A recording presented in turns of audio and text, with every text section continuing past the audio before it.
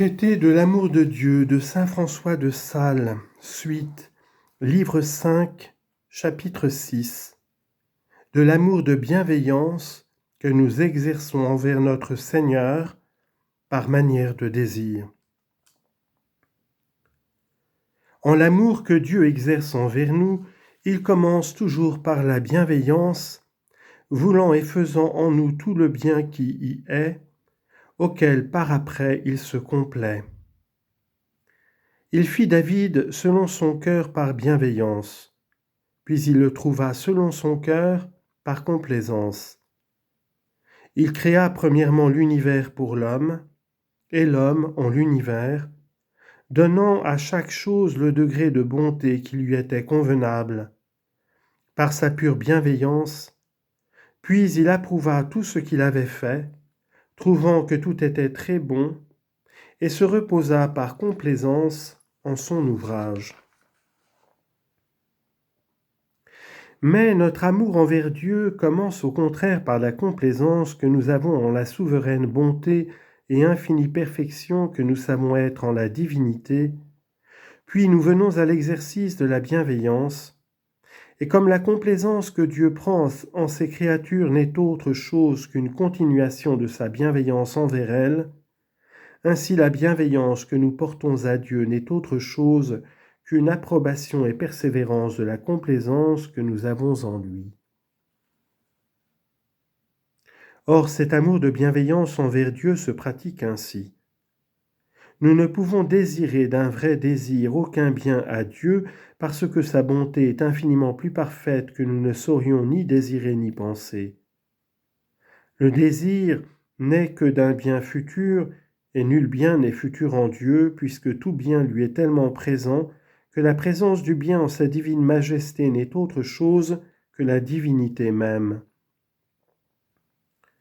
Ne pouvant donc point faire aucun désir absolu pour Dieu, mais en faisant des imaginaires et conditionnels en cette sorte, je vous ai dit, Seigneur, vous êtes mon Dieu, qui tout plein de votre infinie bonté ne pouvez avoir indigence ni de mes biens, ni de choses quelconques, mais si par imagination de choses impossibles, je pouvais penser que vous eussiez besoin de quelque bien, je ne cesserai jamais de vous le souhaiter au prix de ma vie, de mon être et de tout ce qui est au monde.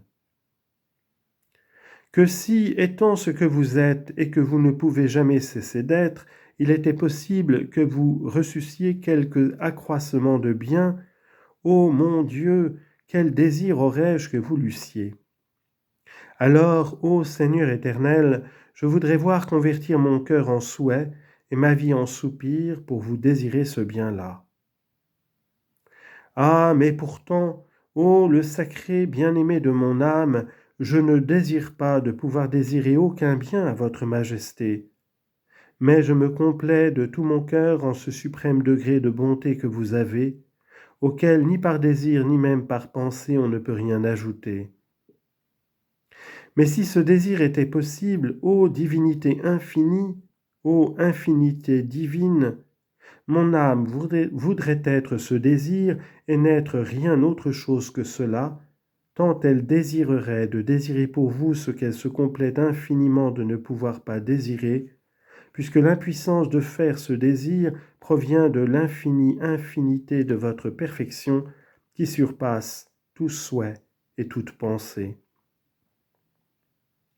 Et que j'aime chèrement l'impossibilité de vous pouvoir désirer aucun bien, ô mon Dieu, puisqu'elle provient de l'incompréhensible immensité de votre abondance, laquelle est si souverainement infinie que, s'il se trouvait un désir infini, il serait infiniment assouvi par l'infinité de votre bonté, qui le convertirait en une infinie complaisance.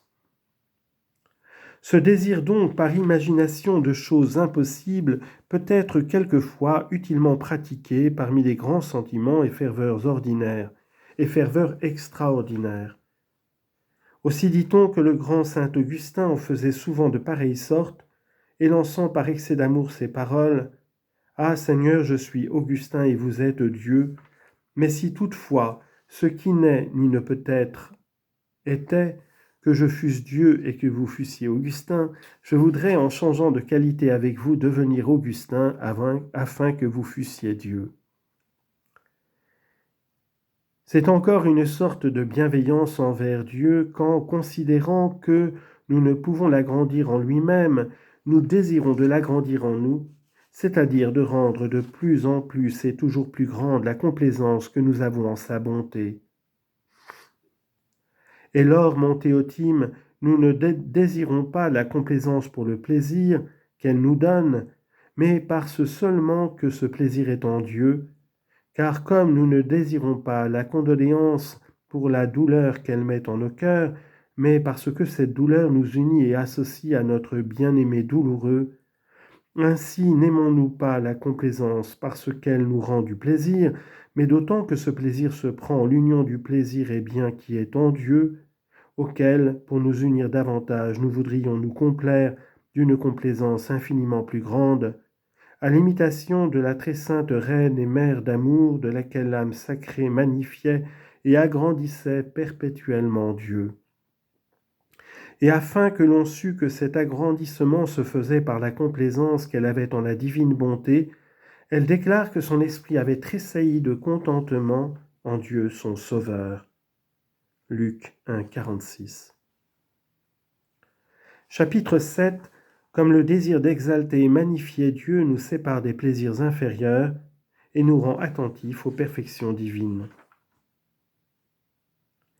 Donc l'amour de bienveillance nous fait désirer d'agrandir en nous de plus en plus la complaisance que nous prenons en la bonté divine, et pour faire cet agrandissement, l'âme se prive soigneusement de tout autre plaisir pour s'exercer plus fort à se plaire en Dieu. Un religieux demanda au dévot frère Gilles, l'un des premiers et plus saints compagnons de saint François, ce qu'il pourrait faire pour être plus agréable à Dieu. Il lui répondit en chantant « l'une à l'un, et que par après expliquant « donnez toujours, dit-il, toute votre âme qui est une à Dieu seul qui est un ». L'âme s'écoule par les plaisirs et la diversité de ceux-ci la dissipe et l'empêche de se pouvoir appliquer attentivement à celui qu'elle doit prendre en Dieu. Le vrai amant n'a presque point de plaisir sinon en la chose aimée. Ainsi toute chose semblait ordure et boue au glorieux saint Paul en comparaison de son Sauveur. Et l'épouse sacrée n'est toute que pour son bien-aimé. Mon cher ami est tout à moi et moi je suis tout à lui. Que si l'âme qui est en cette sainte affection rencontre les créatures, pour excellentes qu'elles soient, voire même quand ce seraient les anges, elle ne s'arrête point avec Icelle, sinon autant qu'il faut pour être aidée et secourue en son désir. Dites-moi donc, leur fait-elle, dites-moi, je vous en conjure, avez-vous point vu celui qui est l'ami de mon âme ? La glorieuse amante Madeleine rencontra les anges au sépulcre qui lui parlèrent sans doute angéliquement, c'est-à-dire bien suavement, voulant apaiser l'ennui auquel elle était, mais au contraire tout épleurée, elle ne sut prendre aucune complaisance ni en leurs douces paroles, ni en la splendeur de leurs habits, ni en la grâce de toute céleste de leur maintien, ni en la beauté tout aimable de leur visage. Mais toute couverte de larmes, ils m'ont enlevé, mon Seigneur, disait-elle, et je ne sais où ils me l'ont mis. Et se retournant, elle voit son doux Sauveur, mais en forme de jardinier, dont son cœur ne se peut contenter, car toute pleine de l'amour de la mort de son maître, elle ne veut point de fleurs, ni par conséquent de jardinier. Elle a dedans son cœur la croix, les clous, les épines. Elle cherche son crucifié. Eh, mon cher maître jardinier, dit-elle, si vous aviez peut-être point planté mon bien-aimé Seigneur trépassé comme un lys froissé fané entre vos fleurs, dites-le-moi vitement, et moi je l'emporterai. Mais il ne l'appelle pas plutôt par son nom que toute fondue en plaisir, et Dieu, dit-elle, mon maître. Jean 20, 13 et suivant. Rien certes ne la peut assouvir, elle ne saurait se plaire avec les anges, non pas même avec son Sauveur, s'il ne paraît en la forme en laquelle il lui avait ravi son cœur. Les rois ne peuvent se complaire ni en la beauté de la ville de Jérusalem, ni en la magnificence de la cour d'Hérode, ni en la clarté de l'étoile. Leur cœur cherche la petite spélonque et le petit enfant de Bethléem. La mère de belle dilection et l'époux de très saint amour ne se peuvent arrêter entre les parents et amis. Ils vont toujours en douleur cherchant l'unique objet de leur complaisance. Luc 2, 45. Le désir d'agrandir la sainte complaisance retranche tout autre plaisir pour plus fortement pratiquer celui auquel la divine bienveillance l'excite. Or, pour encore magnifier mieux ce souverain bien-aimé, l'âme va toujours cherchant la face de celui-ci, c'est-à-dire, avec une attention toujours plus soigneuse et ardente, elle va remarquant toutes les particularités des beautés et perfections qui sont en lui, faisant un progrès continuel en cette douce recherche de motifs qui la puissent perpétuellement presser de se plaire de plus en plus en l'incompréhensible bonté qu'elle aime.